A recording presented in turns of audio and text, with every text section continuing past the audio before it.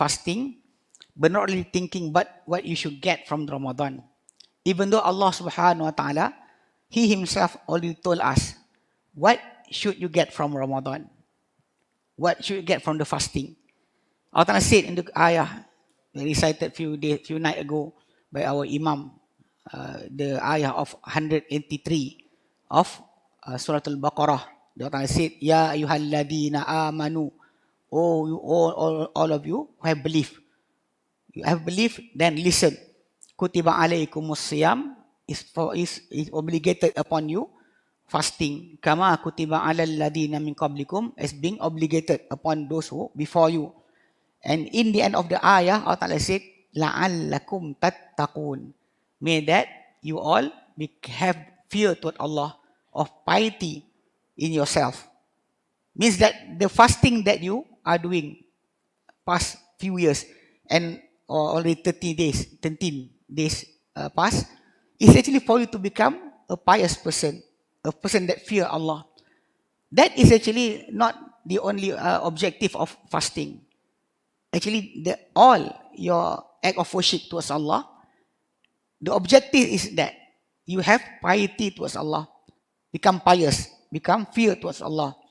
And actually, the promise of Allah for those who have fear towards Him and those who call as muttaqun, al-muttaqun, those who fear Allah.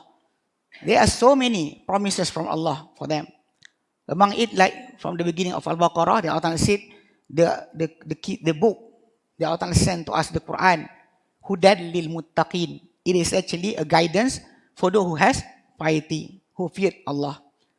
The Allah said in Surah Al-Imran, verse number 133, Allah said about the paradise that Allah prepared, and also the forgiveness that Allah told us to go, run after it.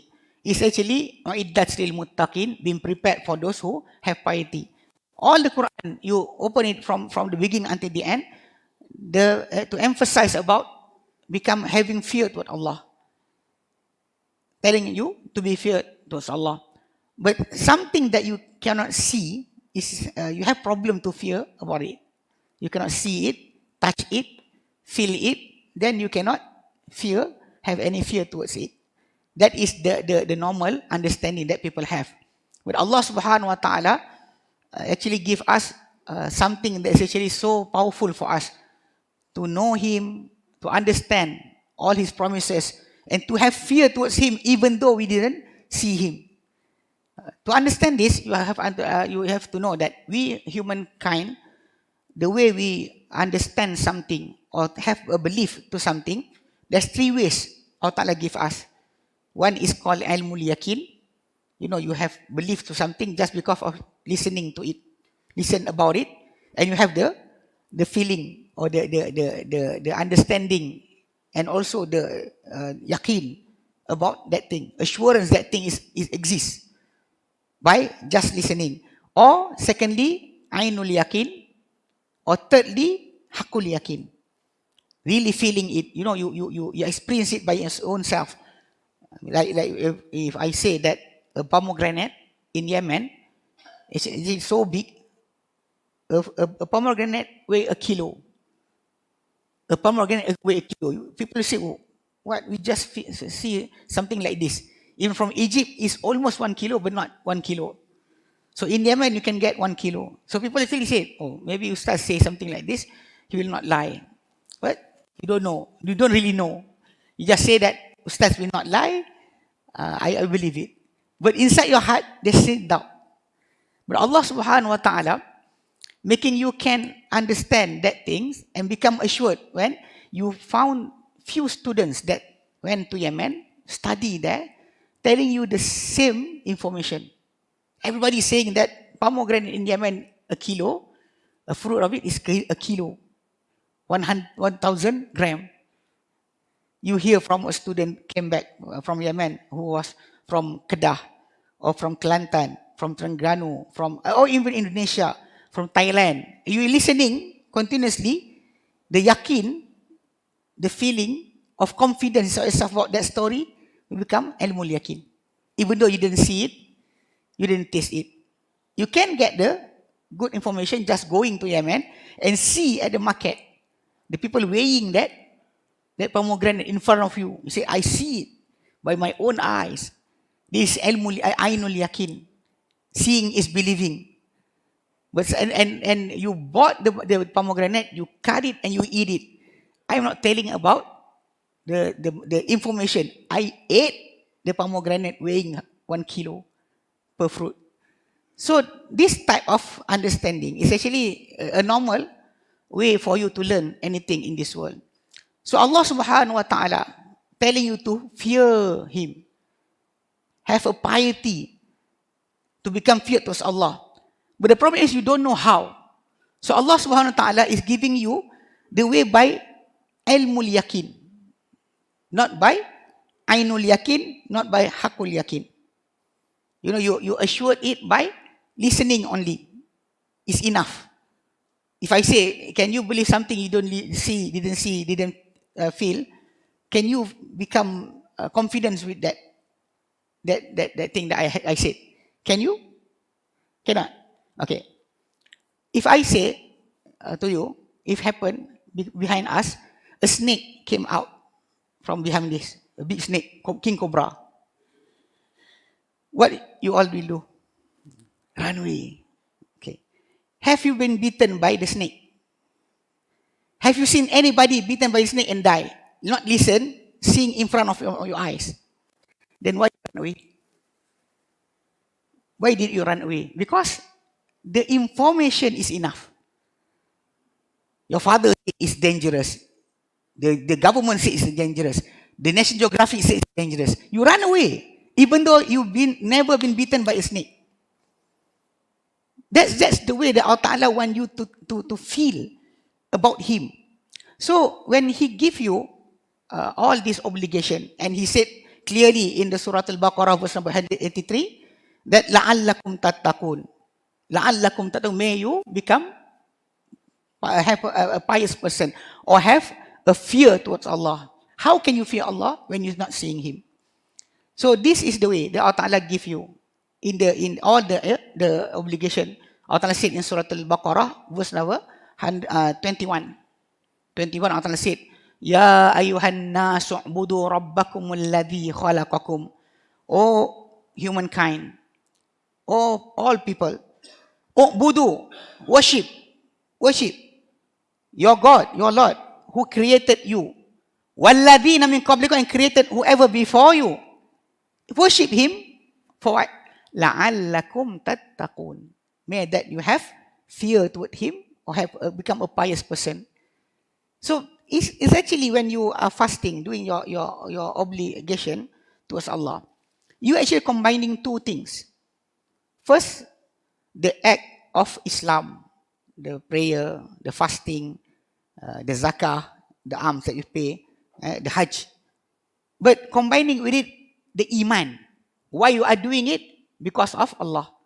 The two combination will make you have the third one, that is ihsan. You know, you can have the feeling that Allah Ta'ala is watching you. Like we said by the Prophet when we asked, what is ihsan? The Prophet said, an ta'budallaha ka'annaka tarah. You worship Allah as if you are seeing Him. But fa'in lam takun tarahu, if you didn't see Him, fa'innahu yaraka, He is seeing you. You have to have that feeling. Inside the worship that you are doing, the fasting for 12 hours, almost, you don't eat. You see something inside your fridge. You think about, if you eat, nobody knows.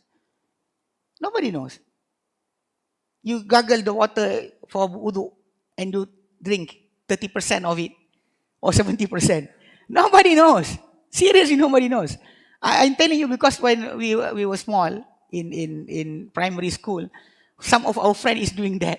You know, when the sun so hot, they're going to do the Salat Asar and they start to gargle the water. A little bit by them. But nobody knows. Even you take a few, a bottle of water and your car is so tinted, so black. Nobody see you, what doing inside the car. You can drink. But you don't do it. Because you say that my fasting will be void. will not be validate. Allah Ta'ala will reject it. But actually, who did see you?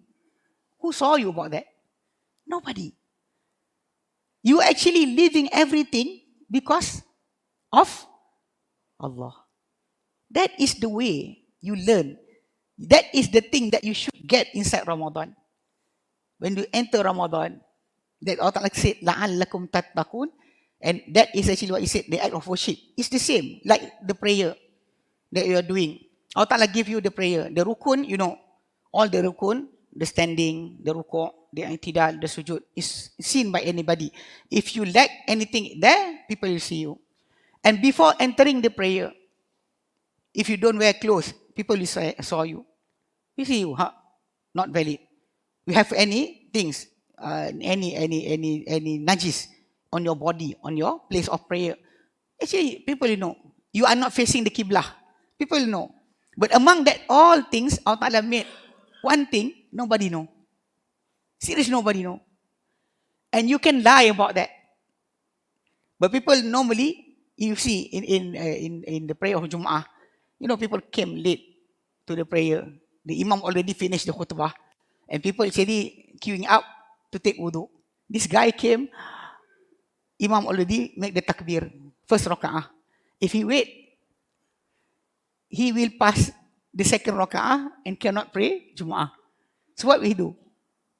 If he queue, if he entered the saf and takbir Allahu Akbar, will anybody know?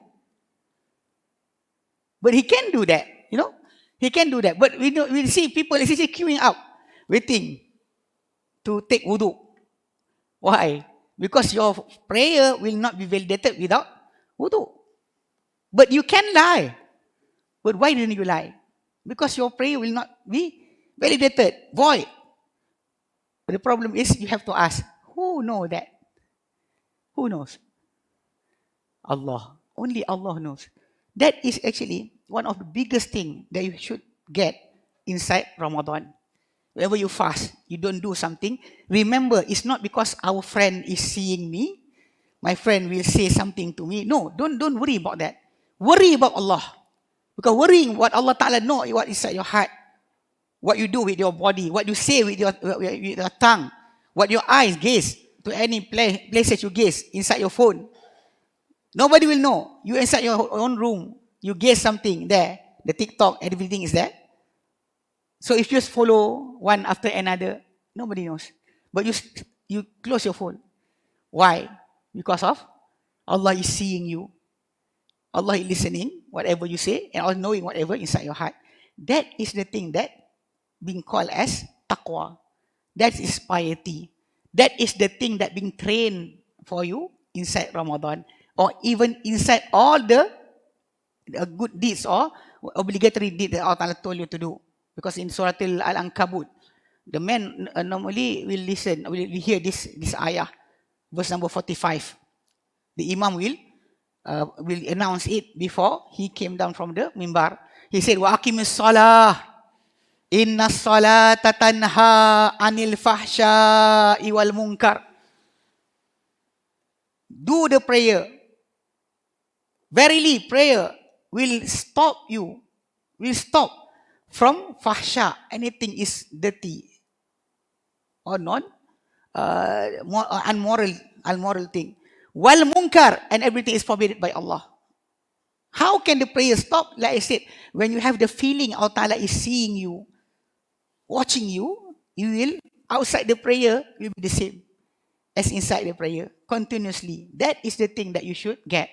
And normally people, alhamdulillah, during Ramadan, will get this.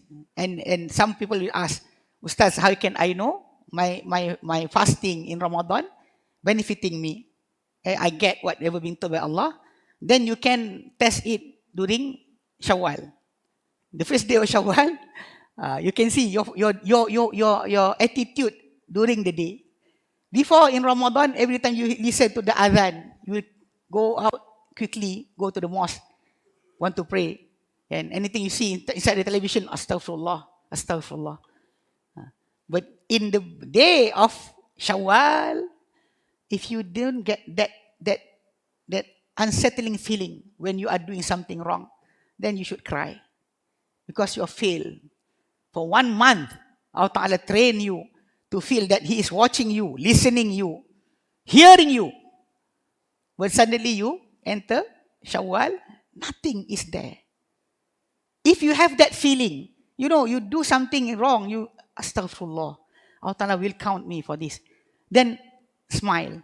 Alhamdulillah, you get whatever being told that you will get inside the Ramadan. That is the thing. So simple. But actually it's continuous, not only inside Ramadan. Only that in Ramadan, you have intensify time, 12 hours to think that Allah is watching you. In the prayer, just 5 minutes, and 5 minutes, and 5 minutes. But in Ramadan, you have 12 hours of that feeling that Allah Ta'ala is seeing you, looking at you. You want to get angry, you think about Allah. You want to see something, you want backbiting your brothers, you think about Allah. And in the end, you left it out because of Allah, not because of people. Don't ever think about people, because you are actually seeking the pleasure of Allah, not to please Allah, not to please anybody else.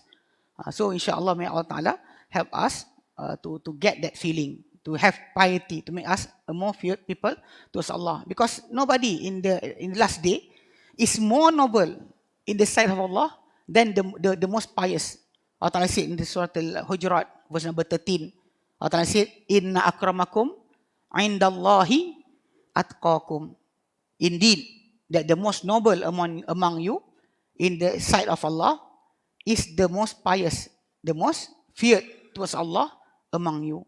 May Allah Ta'ala make us people who fear Allah, and may Allah Ta'ala increase our iman. And iman is actually do increase and actually go down, up and down. Like the recitation of our Imam when he recite the Surah Al-Waqi'ah. In Surah Al-Waqi'ah, it actually separated. There are people who call muqarrabun. The muqarrabun who actually near to Allah. They have different pleasure and blessing from Allah. More than the second one, Ashabul Yamin. Ashabul Yamin, good person, but not really that type of muqarrabun. And after that, Ashabul Shimal. So in the sense of the people that is actually entering paradise, there are two types. One type is muqarrabun. May Allah Ta'ala make us from them. Amin. And the other one is Ashabul Yamin. Maybe being burned by Allah in the hellfire and get out of that. Or maybe the rank is lesser than the muqarrabun. So may Allah Ta'ala make us from people who actually try to achieve that, the highest. Because our iman is increase and decrease. That is the belief that we, Ahli Sunnah wal Jama'ah, have. Al-Iman yazid wa yanqus. And always the increase of iman happen when you do more act of worship towards Allah.